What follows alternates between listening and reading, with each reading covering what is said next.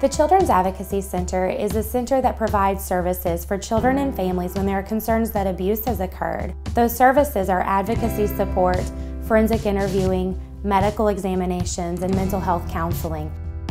Another component of our center is that we are offering training for the community. That training is for community partners that are providing services for children and working with children on a regular basis, as well as for parents and prevention education for children, where we are going into schools and teaching them about abuse and how to speak up.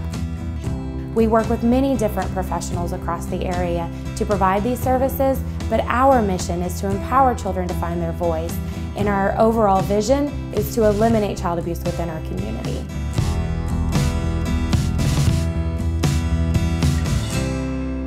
The role of the advocate is we're really the support team for the families that come through our center. We are really the advocate for the voice for the family. When they first walk into the center, we're one of the first faces they see, and we're there to walk them through paperwork and what's going to happen for the day. We want to make sure that any kind of crisis, anything that we can be helping of that day, we want to make sure that we take care of their needs as best that we can. The reason that we really focus on that connection and that relationship with the family is we want to be the people that are their support team. We are going to be walking alongside them through the entire process. We work with the families about community resources, counseling for their kids, counseling for the parents as well. We work a little bit like a middleman for the investigative team and also for the prosecutor's office. We like to tell families we're not directly related to the investigation, but what we do is we are their support team, and so that we can work alongside the investigators, get them resources so that they know what the family needs and what we can best be doing for that child. As a forensic interviewer, we fall into the process in terms of speaking with the child in a way that's neutral, non-leading, and fact-finding. It gives them an opportunity to share their story in a way that they may have never had the opportunity to do so prior to coming to the Children's Advocacy Center. When we conduct interviews with children at our CACs, we have things in our room that can decrease the stress of that conversation. We want to talk to them in a way that allows us to get on their level. We want to be able to ask the right questions in the right way in order to elicit that reliable information. And it also gives us an opportunity to advocate for children after the forensic interview with our MDT team to explain exactly what we're seeing in that room in terms of dynamics and how children actually do experience abuse.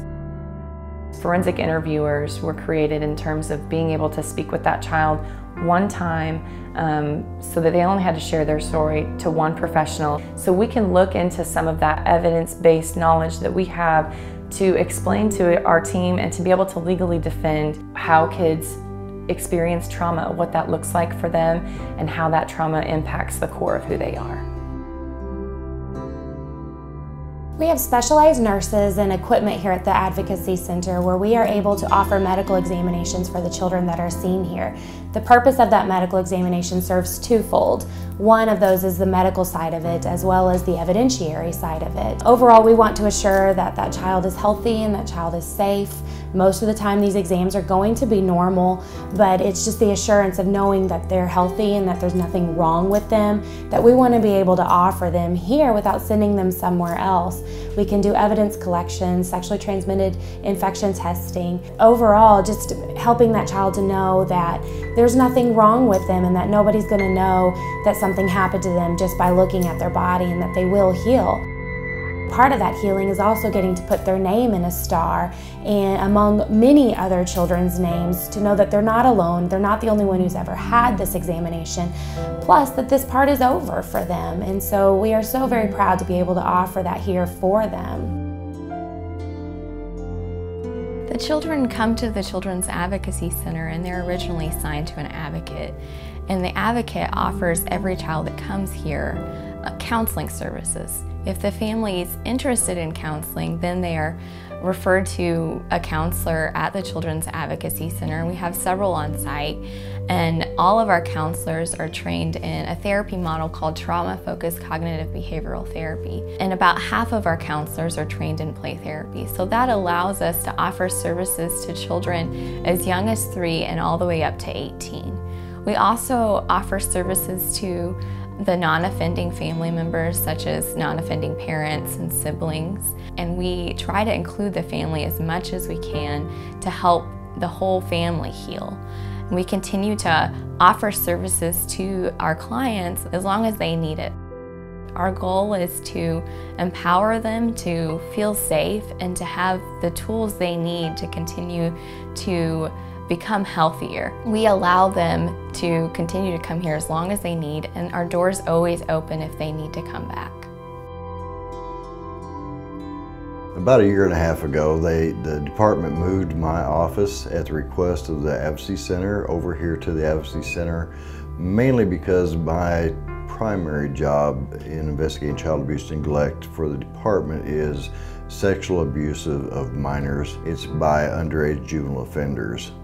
During the course of those investigations, the Advocacy Center plays an integral part in those investigations that I'm conducting. Some of the services the Advocacy Center can provide for us as an investigative tool is the forensic interviews, the advocates that are assigned to work and offer and refer services for families, counseling and therapy sessions, medical examinations if needed, and photography of injuries.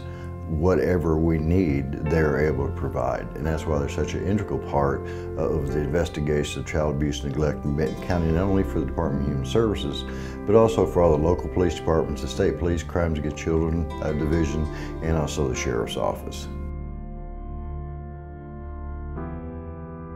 As an investigator with the Rogers Police Department, my job is to investigate child physical and sexual abuse cases.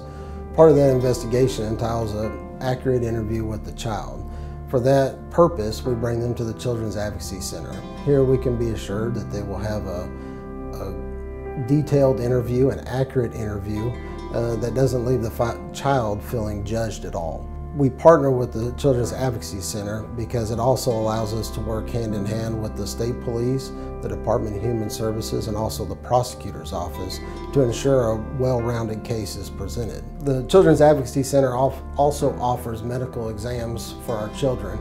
This helps the parents to ensure that their child is not injured in any way, and it also provides the police departments with the crucial physical evidence that they'll need to ensure proper prosecution of the case.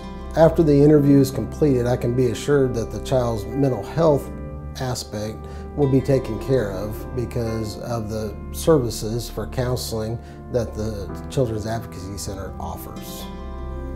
As a deputy prosecutor prosecuting child sex abuse cases, the CAC provides an invaluable resource and they're an asset in prosecuting our cases. So when a child comes to the CAC, they come to a friendly environment and they're met by friendly people.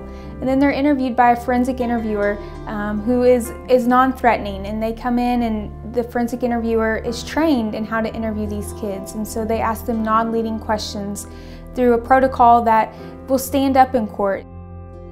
And after we have the interview, they have the advocates and the counselors that work with the child and work with the families and just providing anything that they need and walking alongside with them through the court process. And so it's not just a one-time see you and they're done, but they continue to walk alongside them as we continue with our jobs.